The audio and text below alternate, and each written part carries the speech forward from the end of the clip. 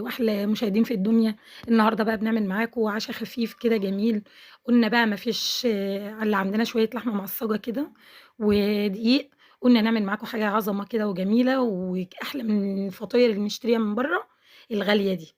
أنتِ بتجيبي الفطيرة الكبيرة باللحمة ب200 جنيه، أنتِ هتعملي 5 فطيرات من كوبايتين دقيق بس، كوبايتين دقيق وربع كوباية مَيّة دافيين، هنحط فيهم كيس خميرة أو معلقة خميرة كبيرة، ومعايا ربع كوباية يعني أكتر من ربع حاجة بسيطة هنقلّب بيهم العجينة بتاعتنا، هياخد يعني كل الدقيق كله هياخد معانا بالضبط نُص كوباية مَيّة وهنقلّب العجينة بتاعتنا. العجينة بتاعتنا هتبقى طرية مش ناشفة خالص، هتبقى معانا تاخد وتدّي كده زي ما أنتم شايفين، باعجنها معاكم، بتاخد حوالي 10 دقايق عجن لحد ما تدّيني طراوة كده وتبقى معايا عجينة طرية وجميلة وسهلة الفرد معاكِ. هتسيبيها ترتاح حوالي من نُص ساعة لساعة، باسيبها ترتاح لحد ما تبقى كويسة بادهنها زيت وباسيبها وباغطّي عليها وباسيبها. باكون مجهزة